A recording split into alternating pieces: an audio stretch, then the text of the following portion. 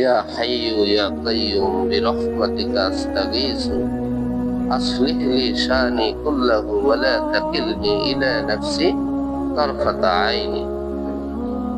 হাদিসের ভিতরে একটা ওয়ার্ড আছে, সেটা হলো ওয়ালা তাকিলনি ইলা নাফসি তারফাতা আইনি। ওগো আল্লাহ, আপনি আমাকে আমার নিজের উপরে, নিজের নফসের উপরে, আমার নিজের উপরে চোখের এক পলকের জন্যও ছেড়ে দেবেন না।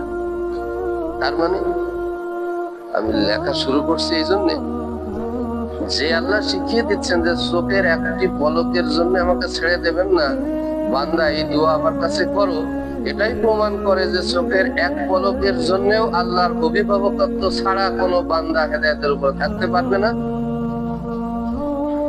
যদি বান্দা তার নিজেই থাকার মতো যোগ্যতা থাকতো, তাহলে এই দোয়ার কোনো প্রয়োজন ছিল না।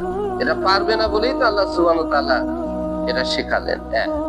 দুই নম্বর হলো, কোন মানুষের ভিতরে যেন এতটুকু অহংকার না থাকে যে আমি এসব পারবো, আমি এসব পারবো।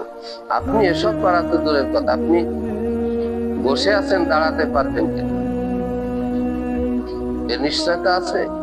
ওই যে টিটো, যেটা খলিল ভাই বলছিলেন, আমার মনে ছিল না কেন, আপনি টিটো আমাকে বলছে ঢাকায় গেছে, গাড়ির থেকে নামছে, পকেট থেকে টাকা বের করে ভাড়া দেবে, হাত আর চলে না, হাত আর চলে না, হাত পা দুটোই ওই যে ঘোড়ায় ঘোড়ায় চলে, এবং লক্ষ লক্ষ লক্ষ লক্ষ টাকা তার পিছনে খরচ। এই জন্য এক পলকের জন্য আমরা যেন না ভাবি যে আমি নিজে পারব, আই ক্যানট, নেভার। বরং আমাকে অলওয়েজ ভাবতে হবে কি যে আমি হলাম, আমাকে আল্লাহ তাআলা যেন এই কাজটি করার তৌফিক দেন। তৌফিক চাইতে হবে, আল্লাহ আপনি আমাকে তৌফিক দিলে আমি পারবো।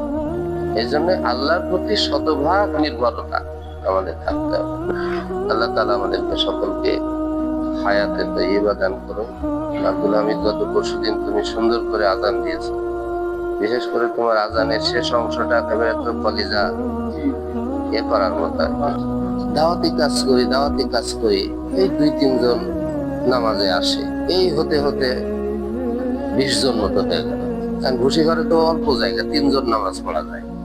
এখন সেই ওদের সেই উঠানে বেদে পাটি বিছাই দিয়ে বক্তৃতা করলাম যে আমরা একটা আল্লাহর ঘর বানাতে চাই, জায়গা দেবেন কি?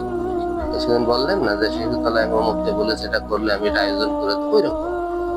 লজিং মাস্টার বলতেছে মসজিদ বানাবেন, তাহলে আমার ওই জায়গাটা নিয়ে নেন, একেবারে মেন রোডের সাথে আমি জায়গা দিই। আমার জায়গা যখন হলো, তাহলে 5-10 দিন সব ওটা ধনী পাড়া আর কি, তো এক একজন দিয়ে আরেকজন বলছে যত লাগবে আমার এখান থেকে নেন, বাস হয়ে গেল।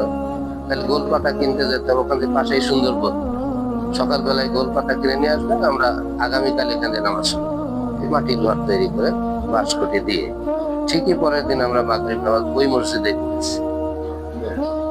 দেখেন, এই বলতে বলতে আমি যতদিন ওখানে ছিলাম, আমি ওখানে খতিব ছিলাম, আলহামদুলিল্লাহ।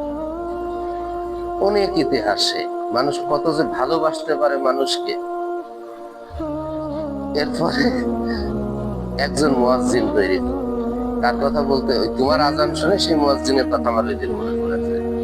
মাঝে মাঝে আমি আজান শিখাইতাম যে দাদা এই শব্দটা হচ্ছে না, এখানে টানা যাবে না, এখানে ফোর হবে না, বারিক হবে, পাতলা হবে, এখানে একটু মোটা হবে, এবার শিখাইতাম। আজান দিচ্ছে, আরে সে যে কি আজান, পাগল করা আজান। সাধারণ একটা লেখাপড়া জানে না, তার আজানের যে তার ভিতরে মনে হচ্ছে যে আল্লাহর রুহানিয়াত ছড়ে ছড়ে পড়তেছে, চোখের পানি রাখার মতো না। সে আজান মারা গেছেন, আল্লাহ যেন জান্নাত নসিব করেন। তোমার আজানটা শুনে মনে হচ্ছে যে আমি সেই দাদার আজান শুনতেছি। সেই কি আগ্রহ, তার ভিতরে কি মিষ্টতা, এটা আল্লাহ সুবহানাহু ওয়া তাআলা তার বান্দাকে এক এক সময় দান করেন।